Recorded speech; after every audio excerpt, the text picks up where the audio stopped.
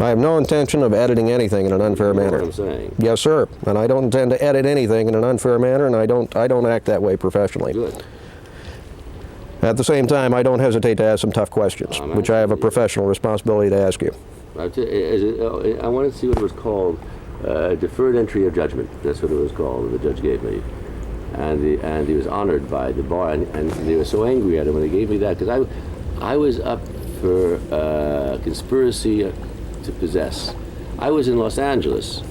I was set up by the DEA, okay? Set up. I was as innocent as you were. But I am who I am. There was a gun to someone's head when they asked me a question. Thank God I didn't. I could have answered it incorrectly, and I didn't. Is this running? I'm sorry if it's running. I didn't want to say this. No, this you can't. I thought we were off. Tell me, were you set up? I was set up, yes, and pretty ugly.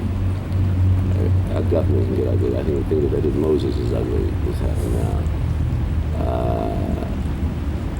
That's what you call inverse justice of the worst kind. Is it because of that experience that you're willing to look the other way involving some of these alleged associations with organized crime that the Domenis and Cusimano and Circus Webby have? I am more quite the reverse.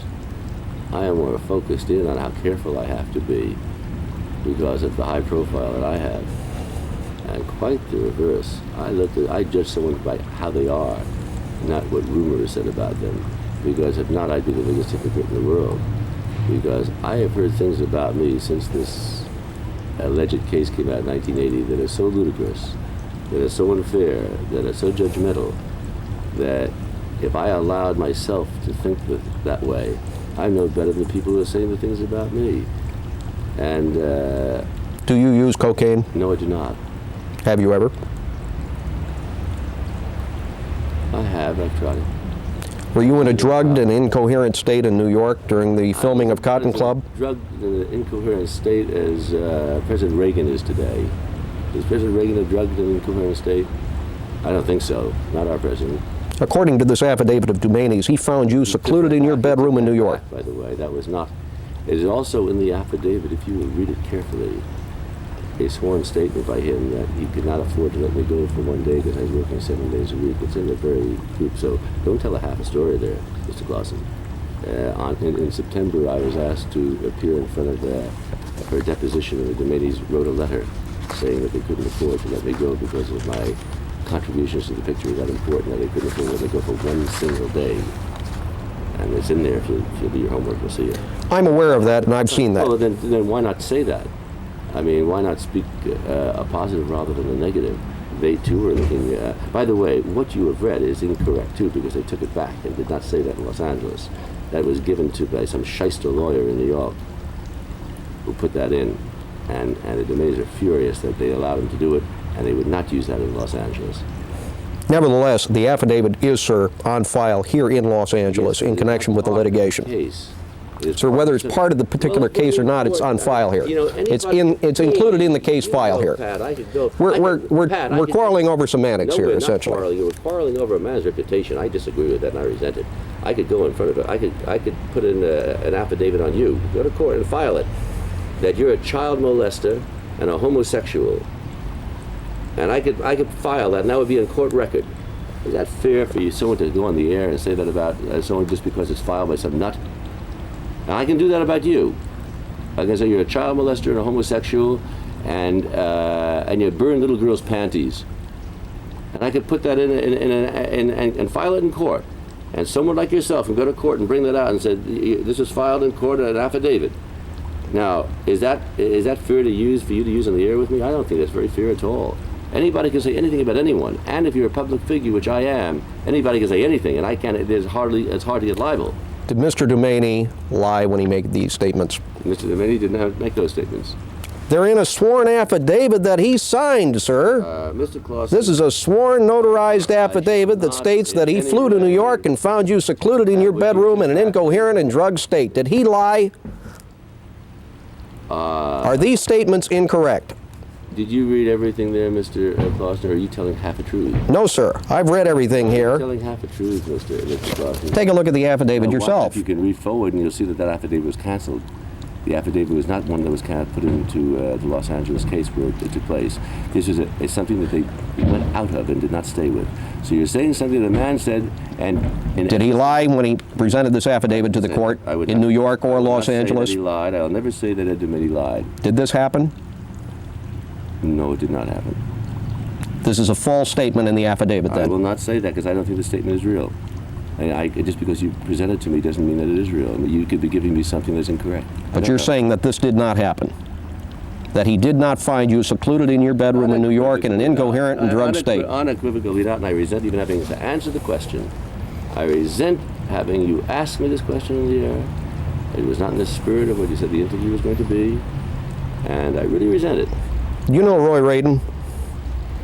If you start getting into that, I'm just going to walk off the show right now, because again, you're bringing up things that I'm really surprised you misrepresented yourself in what this interview was going to be. Sir, I've never misrepresented myself at all. I told you we wanted to interview you regarding Cotton Club. Regarding the Cotton Club and the business it's doing, etc., and not dirty laundry which isn't cleaned nor which doesn't have to be talked about. I refuse to and by the very fact that you ask me the question gives you the dignity of asking it, which I will not accept, and I'll go off the show now. Let me ask you a couple of other questions here, if we might. When you were dealing with the DeMattis, you were dealing with Joey Cusimano, did you ever try to reach an agreement with them very early in the stage where they would pull out their investment, where you would bring in other investors? No. I had no other investors to bring in. No, I never did. That's partly, sir, why I was asking you the question about Roy Radin. No, it had nothing to do with Roy Radin at all. And Joey Cusimano I had never even met at that time. So, but I don't wish to discuss any more of that. All right. It came to our attention, sir. To discuss any more of that, Mr. Clausen. I made that very clear to you. Sir, it came to our attention that you had approached Mr. Radin and a woman named Evelyn Jacobs about raising funds for this movie. Mr. Clausen, and Evelyn Jacobs, according to the Los Angeles police authorities, is considered a major cocaine trafficker. I have no idea who Evelyn Jacobs is. And I'm going to take this off because you're making accusations now that you're pulling out from left field to be exploitive. And I don't wish to be exploited by you, by Mike Wallace. I'm surprised Ted Turner would allow this. I'm very disturbed, and because of this, I'm going to take this off and ask you to leave my home. Sir, I invited you to my home. We're not trying to exploit you at all. We are trying to ask you some questions about how this movie was handled. The movie was handled in a more honorable way than any network that I know handles anything, or any cable company. So honorably that I can't afford to live in this home any longer. That's how honorably it was handled. And I really resent, and I'm taking this off now, inviting someone into my home as a friend and a guest, and being treated, I see I'm very awfully naive. Sir, did you ever tell Evelyn Jacobs that you would give her a finder's fee in connection with this picture? Mr. Evans? Very disturbed in doing this, Pat. Mr. Evans, I have an obligation to ask you some questions, and that's what I'm trying to do.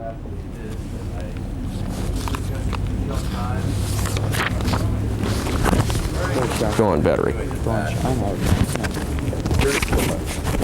Really, I'm a very straight guy, and I am too, sir. And you should have told me questions you were going to ask, not go on the air and ask things that I don't wish to discuss, and allow you to come into my home. Come to my home to do this. Mr. Evans, let me explain something here to you. If you'd come out here, I'd like to chat with you just for a couple of minutes.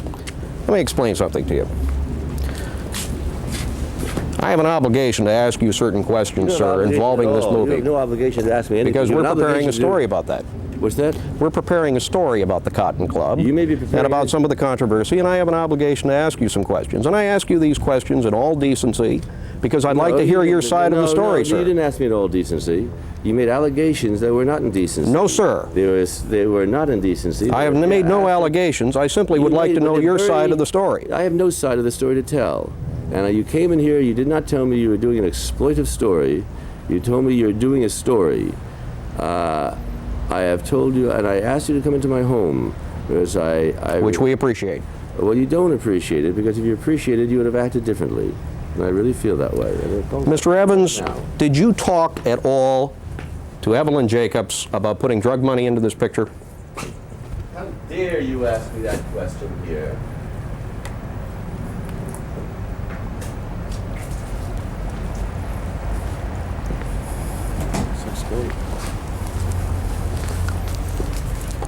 Sir, we have just a very few more questions we'd like to ask you, and then we'll go ahead and we'll wrap this if we might.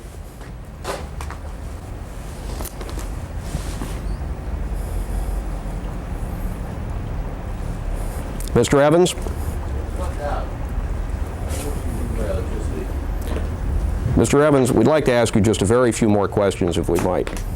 You want me to break the camera? Mr. Evans, I wouldn't recommend doing that, sir. Please, Gentlemen, please, please. We're not interested in a fight here. I came. I've asked you to leave my home. Isn't that good enough? We'll leave your home, sir. Please leave We've got no desire to cause a Please leave problem. my home. That's all. Just leave my home. Mr. Evans, before we leave, I'd like to just chat with you here for a couple of more minutes about a couple of things. Let's go ahead and we'll wrap.